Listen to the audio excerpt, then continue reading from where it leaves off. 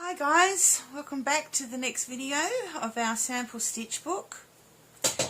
We're now looking at our finishing off our second page.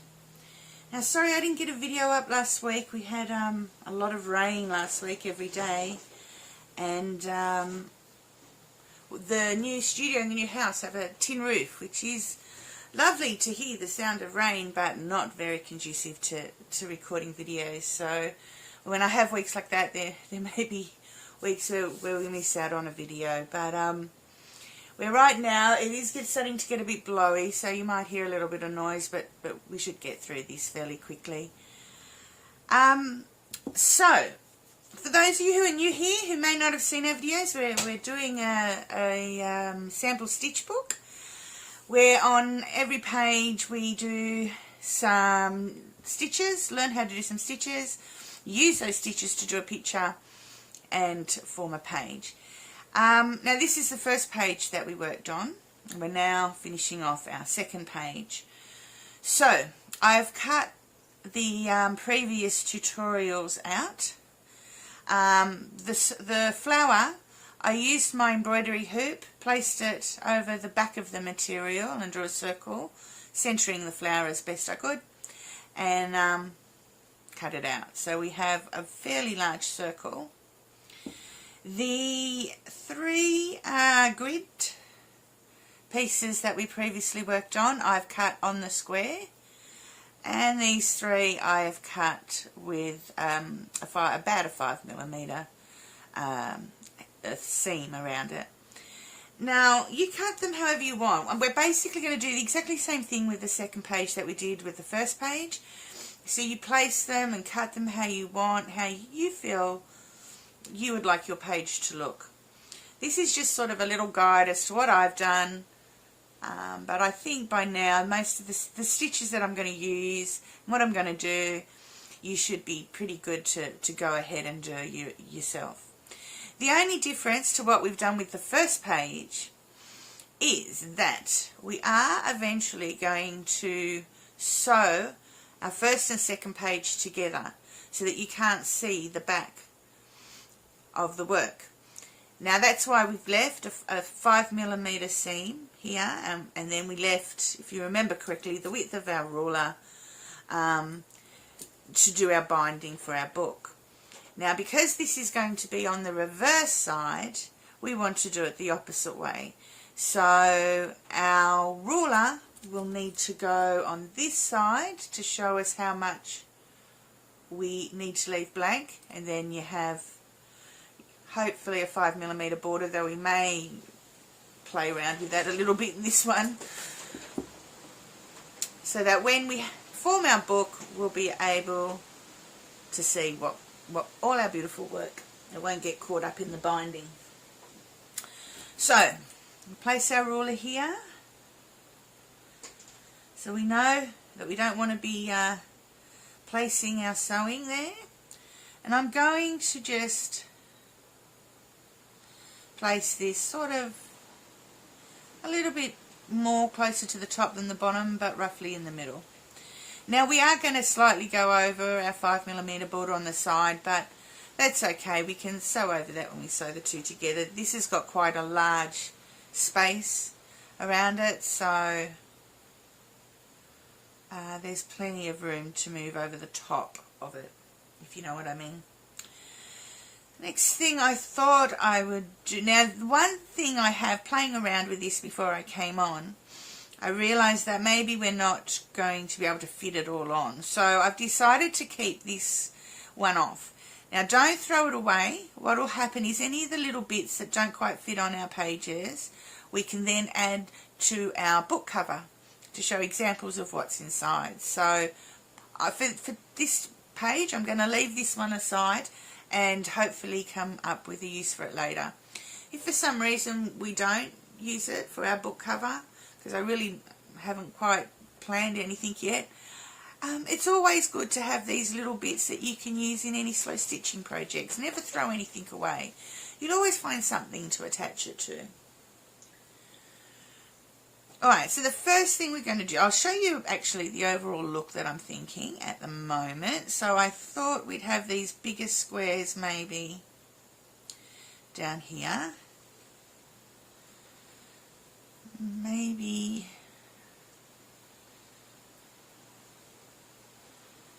whoops, we'll go our smaller squares there. And again, we want to leave a little bit of space at the top for where we're going to sew, blanket stitch our 2 pages together. It doesn't matter if we go over a little bit of the flower. And again, we want to leave 5mm allowance at least there. Now again, I don't mind if maybe a corner goes over that allowance, because that's something that can be sewn over. But we might go, I don't know, something like that. As I go along, I'll sort it out. Have a little place of your pieces, have a little play, decide where you want to put them. Maybe you might want to cut this a bit smaller if you've got a circle template that you can use, so you can fit the other piece on. You have a play, you decide what you like. The first thing I'm going to do is, now that I've sort of got the idea in my head where I'm going, is sew this one down. So again, we've got our ruler space, we've got I don't know, about 1.5 to 2 centimetre space there, and then we've got a 5mm space there. I'll just measure that for you actually. So that's, yeah, about 2.5 centimetres down, and a ruler space there. And also, what I'm going to do with this one is I'm just going to blanket stitch around the outside. Again, I'm not going to go through the stitch again with you. We've done it so many times. If you're new here and you want some experience or to learn how to do blanket stitch, there are tutorials there for just the blanket stitch, and then there's also the tutorial for the first page, which also shows you how to blanket stitch around, to applique basically with blanket stitch. Sorry, I'm getting a little bit croaky. So I'll blanket stitch that on and come back. Okay guys, I'm back a little earlier than I said I would be. I haven't finished my blanket stitch. Just realised I've got to talk to you about the felt. The piece of felt I'm using is a piece of felt that I made myself. I felted with some cochineal dyed roving. So it's quite a thick piece of felt because that's the way I made it. It's also quite, like, I tend to felt my felt very to the inch of its life, like there's not a lot of stretch in it. So if you're not using your own felt, which is most probably the norm, you can use any shop bought felt. I mean, if you can get wool felt, that'll be great, but if not, you know, any acrylic felt will be absolutely fine. If you're feeling like it's a little bit thin and not very sturdy as you're doing your stitches, you can always just iron on some interface woving on the back, and that'll just help sturdy it. The best way to know whether or not if you need some woven interface is if you just pull on it and it stretches quite a lot and starts to break away, then maybe just attach some of that woven interface, sorry, a bit tongue-tied, and that'll just help strengthen it as you stitch around. But we're not doing a large amount of stitching, so it really shouldn't be too much of a problem. The size of the felt, it's the same as page 1, 17 by 21. What I did was, when I did my first page, I cut myself out a thin piece of cardboard to use as my template, and then I just put it on the piece of felt that I'm cutting, and away I go, and I know all my pages will be the same. So, the only other thing I wanted to sort of say at this stage was, we've not done blanket stitch while working on a curve before. So, the only other little hint I'd have with that is, as you go around the circle, and as you're slowly curving around, just turn your fabric with you. Just make sure that you sort of turn that fabric a little bit each time so that you can sort of do the stitch straight. And that'll just help you get your spacing right. You'll always find that this side of the stitch will be a little bit closer together than the outside, obviously, as you're going around the curve.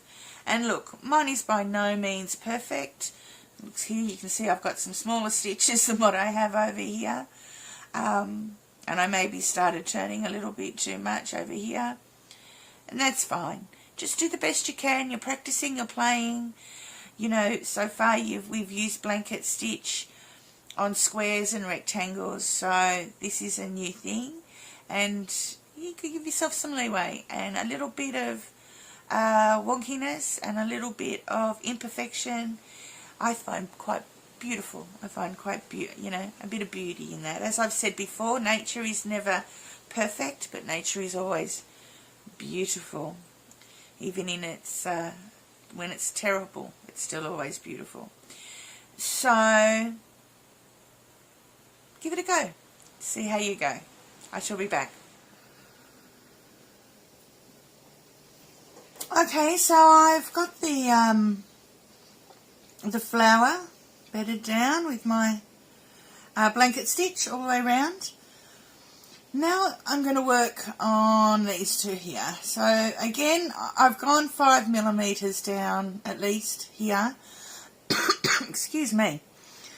This might be creeping over a little bit, but not too much. It should be fine when we're starting to sew them together.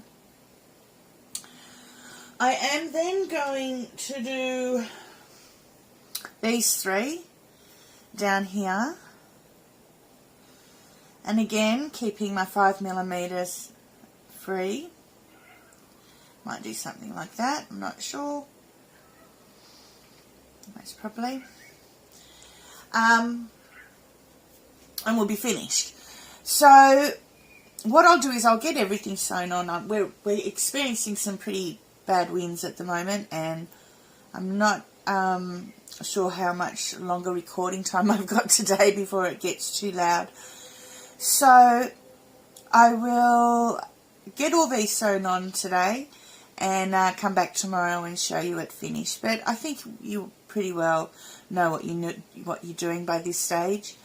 The grid ones that have been cut on the line, I'm just going to use a straight stitch up to the box.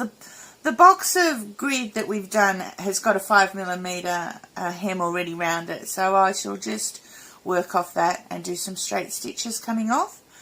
And then these two here, I thought I would just do our running stitch, not running stitch, sorry, a back stitch or a split stitch all the way round, most probably running actually, all the way round, just like we did on the first page, leaving the edges free. Again, this is a book, it's not something we're wearing or lying on or sleeping with, so it's not something that's going to be used on a day-to-day basis. And having a little bit of stuff that might just, what do you call it? I've forgotten the word. That might just come away a little bit will be absolutely fine. And I think actually add something. Alright, so I'll finish up there for today and get all these done. I'm using still again my cochineal threads. I've used the light here. I think I will maybe use the light for the darker colours and then the dark for the lighter colours. But I'll come back when it's all done and show you it all finished. And then we'll be finished page 2. Hi guys, well I'm back. It's actually only an hour or so ago since I was last here. Luckily the winds have held off a little bit, so I'm still able to record. So basically I finished the second page. So we've blanket stitched the circle, we already had that done. I've straight stitched in a light cochineal around a diagonal grid, and then done a running back stitch, around my crosses. And I've also just frayed the edges a little bit. I like the effect of a little fraying. And the same here with our crosses. And then I've done our straight stitch for our grid ones there. So for fraying the edges, look, I decided it was quiet enough to do a bit of videoing, and then all of a sudden the winds are starting again. But you just pull out. If you're after this frayed effect and you've not done it before, you just pull out with a pin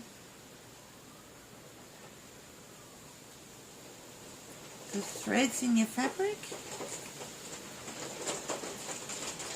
and you end up with a little frayed section, which I think looks quite good. So again, I've done these straight stitches to just before. I haven't done the full 5mm. I've maybe done 2 to 3 there just before, so there's still a little bit of a blank space left around it. And we're all finished. So I'll come back next week with the start of page 3, where we're going to start looking at some very different stitches that aren't quite so lined and geometrical and square, and we'll look at something that's a little bit more flowing. I'll see you then. Bye.